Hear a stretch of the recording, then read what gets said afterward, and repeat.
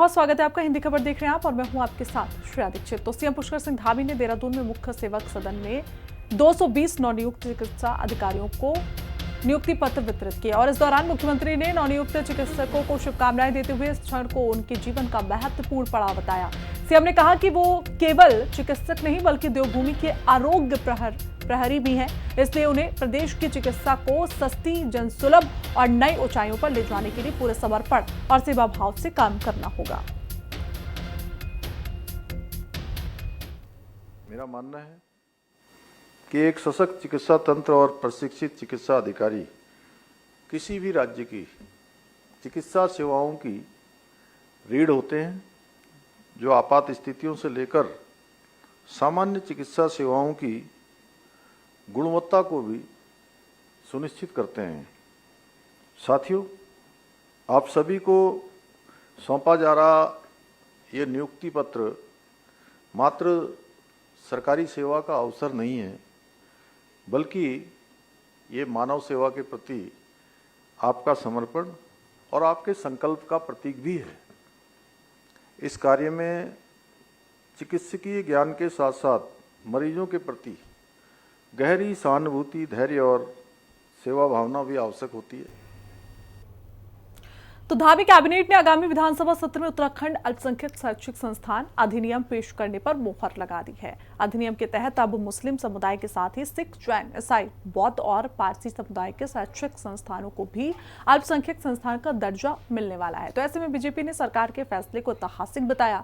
वहीं कांग्रेस ने अधिनियम लाने के पीछे सरकार की मंशा पर सवाल भी उठाए। रिपोर्ट देखिए। अल्पसंख्यक शैक्षिक संस्थानों के लिए एक्ट, धामी की तैयारी, कांग्रेस को मंशा पर शक। सरकार का कदम सकारात्मक, बोली बीजेपी।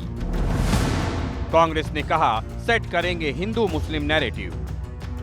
धामी कैबिनेट ने आगामी विधानसभा सत्र में उत्तराखंड अल्पसंख्यक शैक्षिक संस्थान अधिनियम 2025 लाने के प्रस्ताव पर मुहर लगा दी है। अभी तक अल्पसंख्यक शैक्षिक संस्थान का दर्जा केवल मुस्लिम समुदाय को मिलता था। प्रस्तावित विधेयक के तहत अब अन्य अल्पसंख्यक समुदायों जैसे सिख, जैन, ईसाई, बौद्ध और पारसी को भी ये सुविधा मिलेगी। ये देश का पहला ऐसा अधिनियम होगा जिसका उद्देश्य राज्य में अल्पसंख्यक समुदायों के शैक्षिक संस्थानों को मान्यता के लिए पारदर्शी प्रक्रिया स्थापित करना है। ये अधिनियम अल्पसंख्यक शैक्षिक संस्थानों की स्थापना और संचालन में हस्तक्षेप नहीं करेगा, बल्कि ये सुनिश्चित करेगा कि शिक्षा की गुणवत्ता और उत्कृष्टता बनी रहे। उत्तराखंड राज्य अल्पसंख्यक शिक्षा प्राधिकरण का होगा गठन, जो अल्पसंख्यक शैक्षिक संस्थान का दर्जा प्रदान करेगा। मुस्लिम, ईसाई, सिख, बौद्ध, जैन या पारसी समुदाय के शैक्षिक संस्थान को प्राधिकरण देगा अल्पसंख्यक शैक्षिक संस्थान का दर्जा। अधिनियम अल्पसंख्यक शैक्षिक संस्थानों की स्थापना और संचालन में हस्तक्षेप नहीं करेगा। मान्यता प्राप्त करने के लिए शैक्षिक संस्थान का सोसाइटी एक्ट, ट्रस्ट एक्ट या कंपनी एक्ट के तहत पंजीकरण होगा जरूरी। भूमि, बैंक खाते और अन्य संपत्तियां संस्थान के नाम पर होनी चाहिए। वित्तीय गड़बड़ी या धार्मिक और सामाजिक सद्भाव के विरुद्ध गतिविधियों पर मान्यता हो सकती है रद्द। प्राधिकरण ये सुनिश्चित करेगा कि उत्तराखंड विद्यालयी शिक्षा बोर्ड के निर्धारित मानकों के अनुसार शिक्षा दी जाए। विद्यार्थियों का मूल्यांकन निष्पक्ष और पारदर्शी हो, इसे भी सुनिश्चित करेगा प्राधिकरण। बीजेपी ने अधिनियम लाने के धामी कैबिनेट के फैसले को ऐतिहासिक बताते हुए इसका स्वागत किया है। वहीं कांग्रेस ने उत्तराखंड में इस एक्ट को लाने के पीछे सरकार की मंशा पर सवाल उठाए हैं। कांग्रेस प्रदेश अध्यक्ष करण माहरा का कहना है कि पहले से सरकार के अधीन जो शिक्षण संस्थान हैं, उनकी व्यवस्थाएं तो बीजेपी सरकार संभाल नहीं पा रही और केवल हिंदू मुस्लिम के नैरेटिव को आगे बढ़ाने के लिए इस एक्ट को लाया जा रहा है। जिस तरह से मुसलमानों को सिर्फ अल्पसंख्यक का दर्जा हासिल था, उसी तर्ज पे जहाँ पर जो अन्य समुदाय हैं, हमारे सिख भाई हैं, जैन हैं, बौद्ध हैं, उनको भी अल्पसंख्यक का दर्जा दे करके उनके शिक्षण संस्थानों में भी ये सुनिश्चित करना कि वहाँ पर गुणवत्ता युक्त शिक्षा प्रदान की जाए। ये धामी सरकार का एक सकारात्मक सोच है।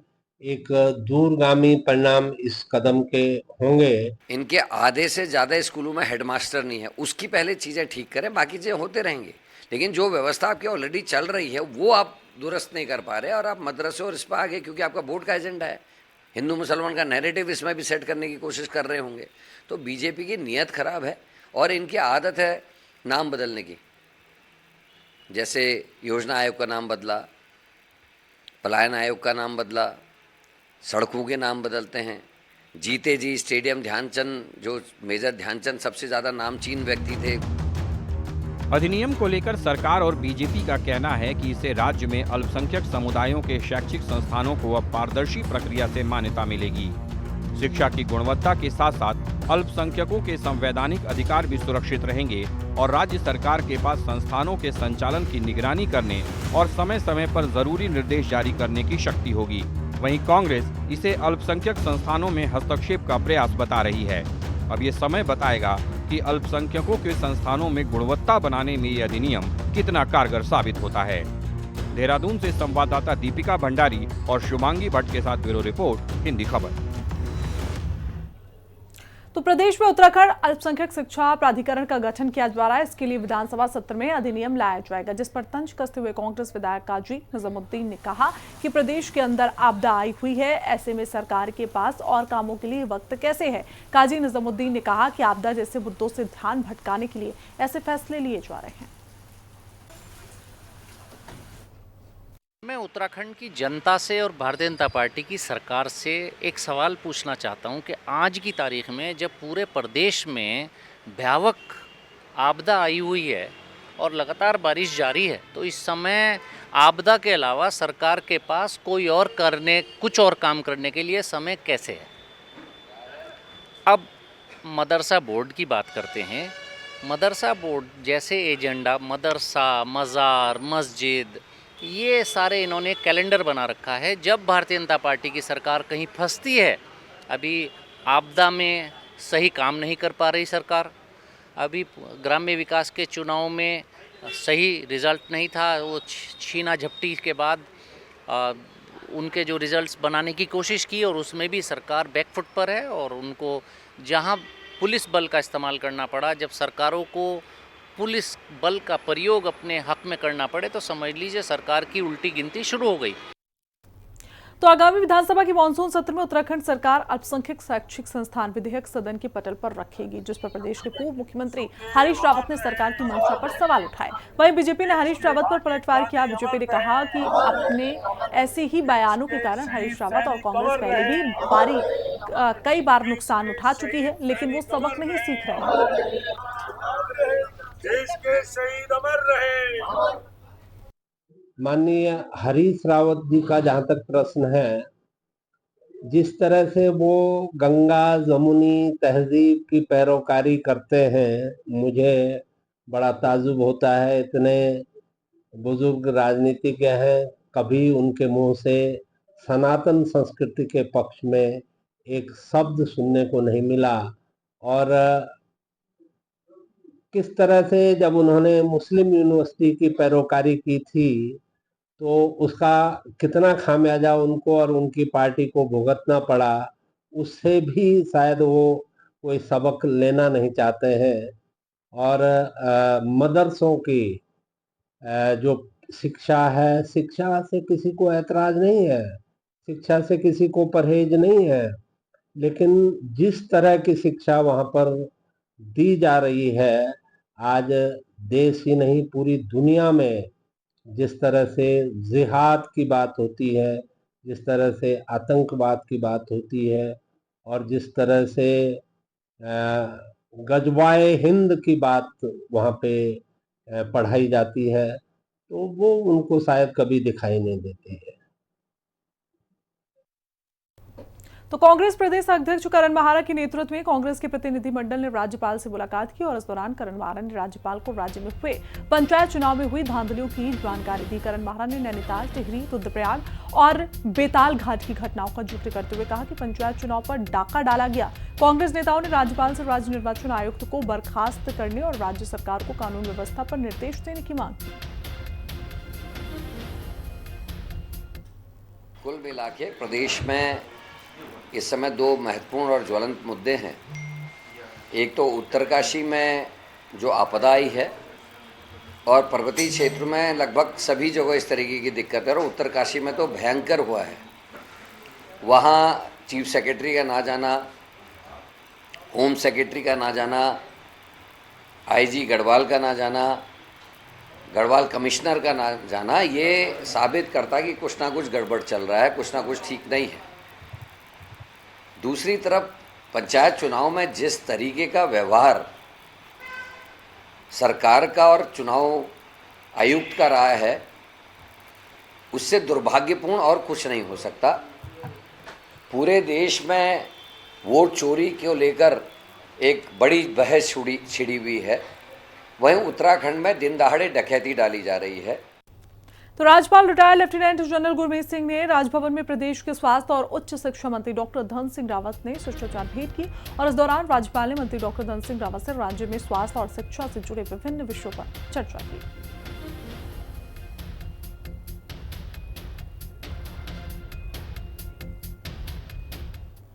तो वहीं उत्तरकाशी के आराकोट में सेब की तुड़ान जारी है, लेकिन पिछले एक सप्ताह से किराड़ू मोटर मार्ग बंद है और इसी वजह से किसान अपनी फसल बाजार तक नहीं पहुंचा पा रहे हैं। राहत कार्य में लगाई गई पोकलैंड मशीन नदी में फंस चुकी है, जिससे समस्या और भी ज्यादा बढ़ गई। यदि मार्ग जल्द नहीं खुलता तो लाखों रुपए की सेब की फसल खराब होने की भी आशंका है।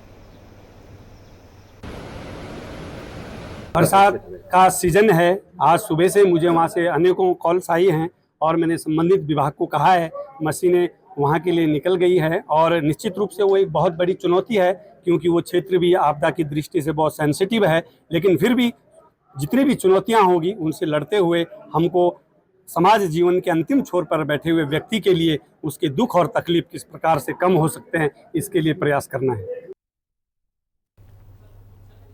तो रायवाला के प्रतीत नगर में होशियारी देवी मंदिर के पास एक स्कूल में गुलदार के घुसने से हड़कंप मच गया। सूचना मिलते ही वन विभाग की टीम मौके पर पहुंची। मौके पर भीड़ देखकर गुलदार स्कूल से निकलकर धान की फसल में घुस गया। वन विभाग के कर्मचारियों ने गुलदार को पकड़ने की कोशिश की, लेकिन गुलदार कुछ देर बाद जंगल में भाग निकला। रिहायशी इलाके में गुलदार के आने से क्षेत्र में डर का माहौल बना हुआ है, जिसे देखते हुए वन विभाग की टीम दिन रात इलाके में गश्त करेगी और ग्रामीणों को भी सतर्क रहने के लिए कहा गया है।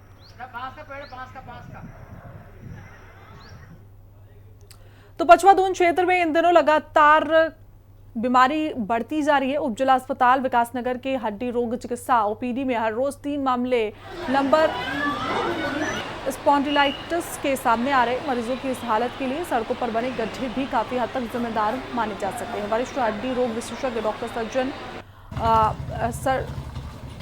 अरविंद राणा का कहना है कि इससे बचने के लिए वाहन सवार कमर को सीधा रखें, साथ ही गाड़ी में लंबे समय तक सफर के दौरान शरीर को हिलाते डुलाते भी रहें।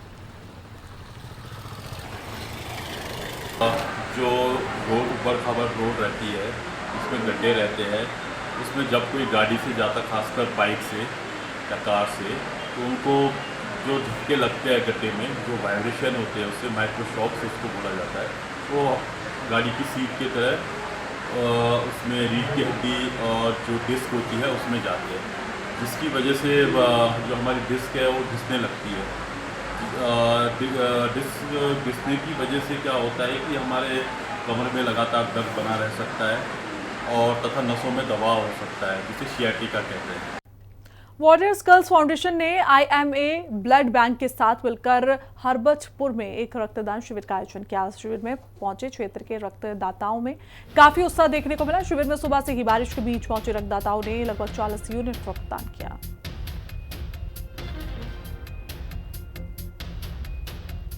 वॉरियर्स फाउंडेशन हमेशा से ही सामाजिक कार्यों को में तत्पर रहती है और वह समाज के लिए कार्य करती रहती है। इसके चलते इसको आगे बढ़ाते हुए आज मंगलम फार्म हाउस हरबचपुर में रक्तदान शिविर का आयोजन किया गया। मौसम को देखते हुए कि आजकल बरसात बहुत अधिक हो रही है और मच्छरों का प्रकोप भी बहुत अधिक है और जिससे कि डेंगू का खतरा बढ़ता है और इसमें ब्लड की आवश्यकता ज़्यादा होती है। तो आज ब्लड डोनेशन कैंप इसी उद्देश्य के लिए लगाया गया है कि किसी को भी ब्लड की कमी ना महसूस हो और टाइम से सभी को ब्लड मिल सके। रक्तदान सर 40 यूनिट हुई है। आज हमारा लक्ष्य जो था वो 50 का था, पर लेकिन बारिश के मौसम के चलते 40 यूनिट ही हुई है। नेक्स्ट टाइम हम 50 को क्रॉस करने की पूरी कोशिश करेंगे। तो उत्तराखंड में जल्दी ही हिंदू सेवा के नाम से एक वेबसाइट लॉन्च होने जा रही है और इस वेबसाइट पर लोगों को हिंदू दुकानदारों की जानकारी उपलब्ध कराई जाएगी। इसके अलावा हिंदू कारीगर, हिंदू मैकेनिक आदि को जानकारी भी उपलब्ध होगी और ये वेबसाइट काली सेवा संगठन लॉन्च करेगा। आज काली सेना संगठन का महासम्मेलन ऋषिकेश में हुआ, जिसमें मुख्य अतिथि स्वामी आनंद स्वरूप महाराज पहुंचे।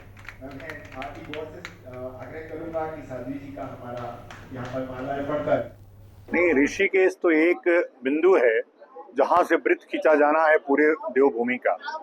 उत्तराखंड देवभूमि है और यह प्रयास मेरा है कि उत्तराखंड में जिस प्रकार का अवैध जो प्रवेश हो रहा है इस्लामिक जिहादियों का, उस प्रवेश पे प्रतिबंध लगे। सरकार तो मौन होकर के बैठ गई है।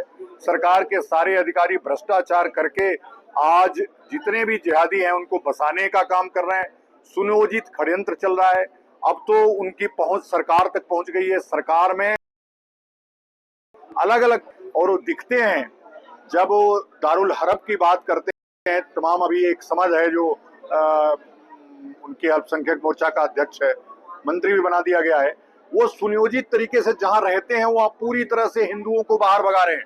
वो चाहे भाजपा का हो, कांग्रेस का हो, किसी का जो मुस्लिम लीडर है वो मुसलमानों के लिए काम कर रहा है और सरकार भी उन्हीं का समर्थन कर रही है। इसलिए मैं उत्तराखंड के लोगों को कहने आया हूं कि यदि उत्तराखंड को जिहाद मुक्त कराना है तो सरकार के भरोसे मत रहिए। खबर विकासनगर से है, जहां सनातन धर्म सभा मंदिर ने श्री कृष्ण पालकी शोभा यात्रा का आयोजन किया। पालकी शोभा यात्रा में हजारों श्रद्धालुओं के उल्लास से पूरा विकासनगर भक्तिमय दिखाई दिया। पालकी शोभा यात्रा में कृष्ण जन्म से लेकर कई लीलाओं की भव्य झांकियां लोगों के आकर्षण का केंद्र रही।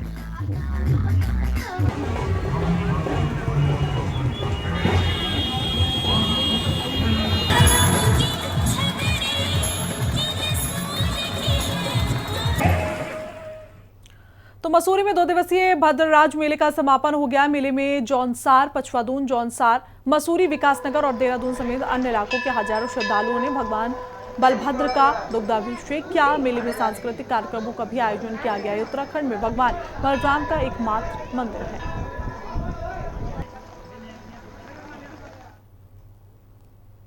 इसकी मान्यता तो पूर्व जन्मों से ही इसकी मान्यता है। बलराम जी का मंदिर है, बलभद्र जी की इसकी पूजा हर वर्ष जो है यही 16 और 17 अगस्त को संक्रांति के रूप में मानी जाती है। और इसकी मान्यता इतनी है कि हर आदमी जो है अपने पूरे वर्ष के लिए यहाँ पे आके अपने बच्चों के लिए, अपने सारी घर की सारी मनोकामनाओं को पूर्ण करने के लिए आदमी यहाँ आता है और उनकी मनोकामनाएं पूर्ण होती है। आज भद्राज जो हमारा मेला है, राजकीय मेला है, आज उसका समापन का दिन है और रात से ही बहुत तेज बारिश से बरसात है, लेकिन उसके बावजूद श्रद्धालुओं का जो उत्साह देखने में लायक है। लगातार श्रद्धालु यहाँ पहुँच रहे हैं।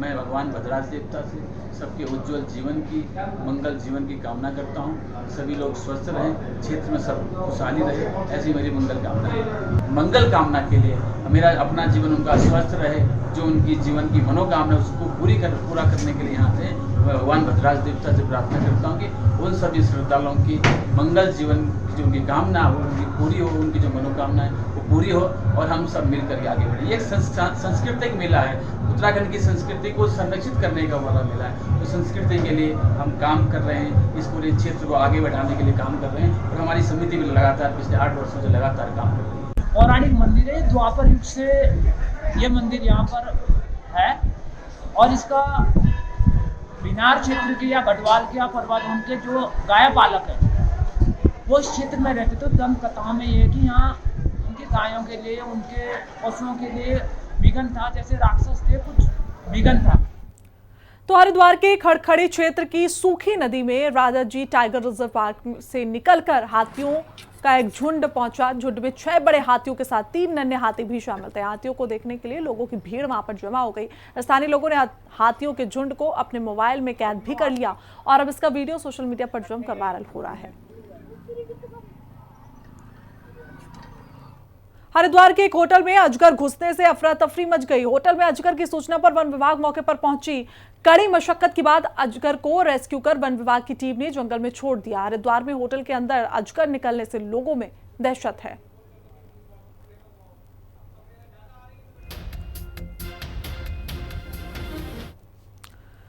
खबर ऋषिकेश से है, जहां रायवाला पुलिस ने 3 शातिर बाइक चोरों को गिरफ्तार कर लिया। रायवाला पुलिस ने चोरों के पास से चोरी की बाइक बरामद की है। पुलिस ने तीनों चोरों को कोर्ट में पेश किया, जहां कोर्ट के आदेश पर तीनों को जेल भेजा गया है।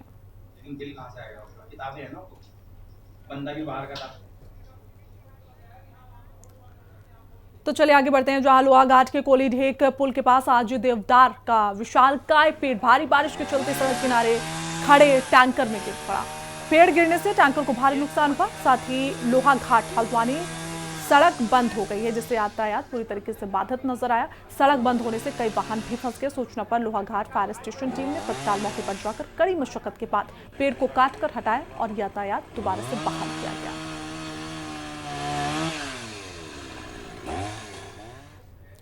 उत्तराखंड के विकासनगर में मौसम विभाग ने येलो अलर्ट जारी किया है और इसके बाद देहरादून के पचवादन इलाके में भी देर रात से लगातार बारिश हो रही है। बारिश की वजह से यमुना नदी का पानी भी बढ़ता हुआ नजर आ रहा है और वो तेज बहाव के साथ बह रही है। लोग मानते हैं कि कृष्ण जन्माष्टमी के दिन यमुना नदी का पानी बढ़ना भगवान का आशीर्वाद होता है।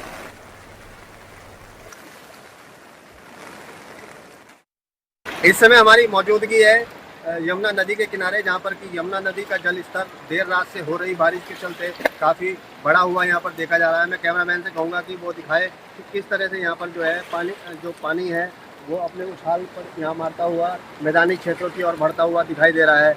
इसके साथ ही अगर हम बात करें यहाँ पर नदी नाले और जो गदेरे हैं, जो बरसात के सीजन में काफ़ी जल स्तर जिनमें देखा जाता है वो भी काफ़ी बढ़े हुए हैं और उसी के चलते जो है उनका पानी यहाँ पर यमुना नदी में मिलता है और नदी का जल स्तर बढ़ा हुआ है। और एक पुरानी कहावत है कि श्री कृष्ण का जन्म हो और यमुना का जल स्तर ना बढ़े, ऐसा कभी होता नहीं है। तो श्री कृष्ण के जन्म के मौके पर यमुना का जल स्तर बढ़ना अपने आप में एक आशीर्वाद के रूप में लोग समझते हैं। मैं रविंद्र पुली, हिंदी खबर, विकासनगर। और इसी के साथ बुलेटिन में बस इतना ही। देश दुनिया की तमाम जानकारी के लिए देखते रहिए हिंदी खबर। नमस्कार।